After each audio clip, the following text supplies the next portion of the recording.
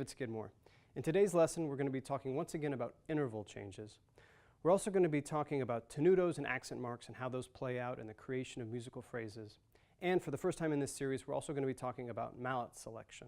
Throughout this lesson, your left hand will play double vertical strokes while your right hand is playing double lateral strokes.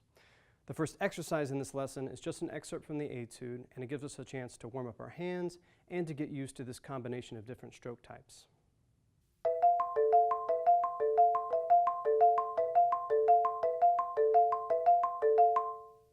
My right hand is a pretty continuous motion. There's not a hard stop at the end of one double lateral stroke before the next double lateral stroke starts. But rather there's a connection between the end of one double lateral stroke and the beginning of the next one.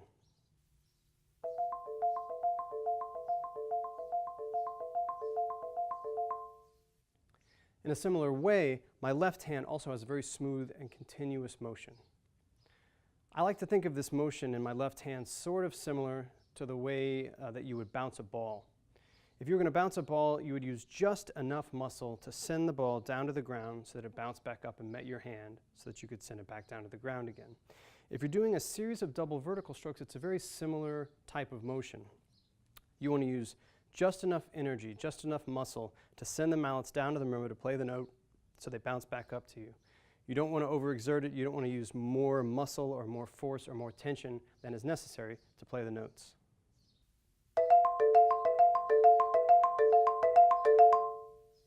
You'll notice in this lesson that we play in the very highest register of the marimba, and therefore it's a great time to talk about mallet selection. The mallets I've been using for pretty much all of the lessons so far in this series are the Robert Van Cise model M113s. That's a mallet of medium hardness, and it works in a lot of different musical situations on the marimba. But listen to the sound that I get when I use these medium mallets in the first few measures of the Etude that's a part of this lesson.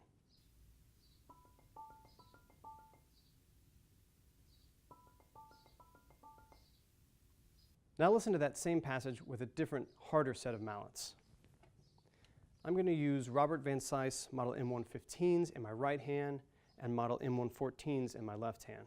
So the left hand mallets are slightly softer because I'm playing in a slightly lower register, but these mallets in my right hand are slightly harder because I'm in this very high register on the marimba. Let's hear what this sounds like.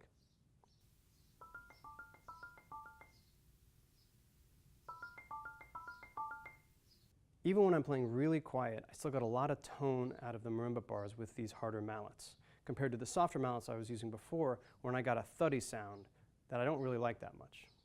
It's a good general rule that the higher you're playing in the marimba, the harder your mallets are, and the lower you're playing in the marimba, the softer your mallets are. Now, for many beginning students, you only have one set of mallets, and that's totally cool and totally understandable. If you have a really nice medium set of mallets like the Robert Van Cise M113s, those will work for you in a lot of different situations. But the longer you play, the more you'll want to experiment with different types of mallets, and there's so many types of mallets. There are mallets with a core, the part that's underneath the yarn here, that's made out of plastic, mallets that have a core that's made out of rubber, mallets that are really tightly wound yarn, mallets that are really loosely wound yarn. There are different types of yarn that get different sounds. Choosing your mallets is one of the most important ways to find your sound on this instrument, so I really encourage you to try as many different mallet types as you can. Maybe your school owns a bunch of different sets of mallets. You should try all those out. Maybe you have a teacher or a friend who has different mallets than you have. Be sure to try those out.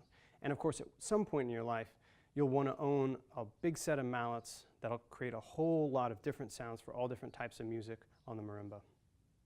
Now let's talk about interval changes. The music that's in this lesson will ask you to change intervals in both your hands, but you'll only be changing intervals in one hand at a time. The next couple of exercises will work on these various interval changes. In warm-up number 2, the right hand is changing intervals in a stepwise motion. So in other words, there are no big leaps, but rather that outside mallet stays stationary while the inside mallet walks down the marimba in a stepwise motion, just going down the scale. Because the right hand almost never stops once it gets started in this Etude, it presents some interesting challenges. Watch me play warm-up exercise number 2.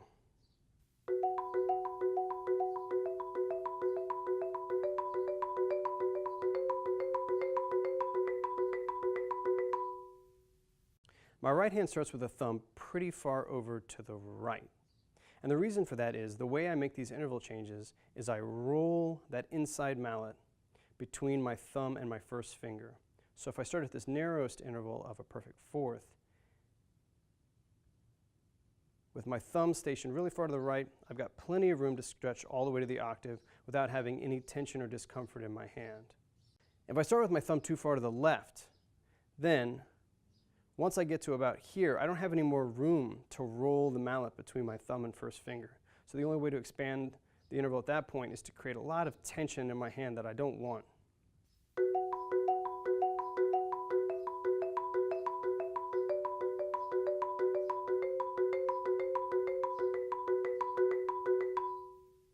In warm-up number 3, the interval changes are in the left hand. And you've got more time to make these interval changes than you do in the right hand, but the same principles apply. You want to start at your narrowest interval with your thumb in a position such that when you get to the widest interval, your hand will be super comfortable and able to play without any tension.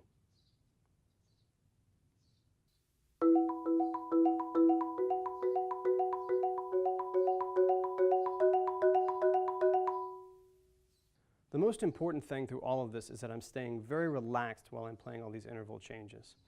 If when you're working on these exercises you feel unwanted tension creep in, take a pause, reevaluate, talk to your teacher, find a way to make these interval changes happen without really tensing up your hands.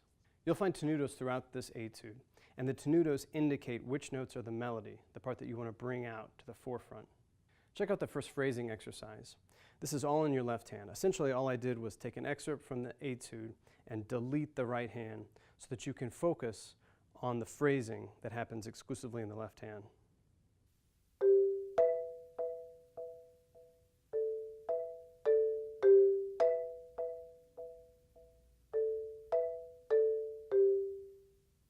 The tenuto should always stand out from the notes that are around them. But one of the really cool challenges of this etude is you want the melody to always be really clear and easy to hear. But you also want to have slight variations in how loud or quiet each of those melodic notes are, the notes with the tenutos over them, so that the melody has a direction and a shape. In this particular phrase, for instance, I like to think of the third, fourth, and fifth notes as echoes of the second note.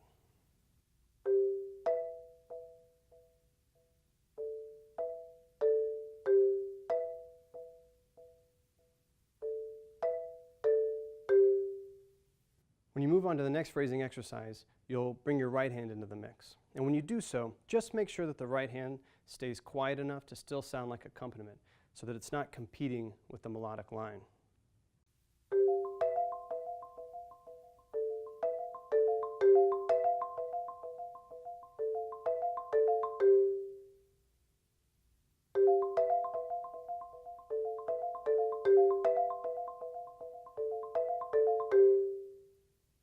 And of course, like we've been talking about all along, stick heights are what really make the distinction between the melodic line and the accompaniment line.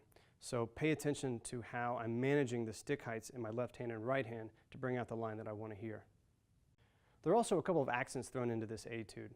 And when a composer asks for you to play both accents and tenutos, it's important to make a distinction between the two. The accents that happen in this etude are sort of like exclamation points or little surprises.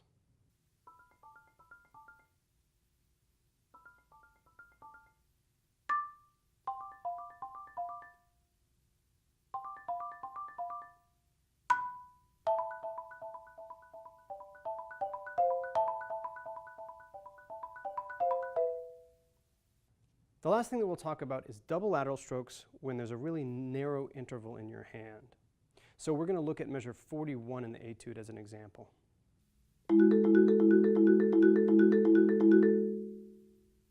As you can see, I've already put a lot of thought into my body position with this particular measure. I have to have my body pretty far over to the left so that I can get my mallets above the playing areas that I want to for these notes. Also notice that the wrist turn I need to play this narrow interval in my right hand, the minor third, is pretty exaggerated. It's almost a kind of a whipping motion. Compare that to the same dynamic but with a wider interval of a perfect fifth.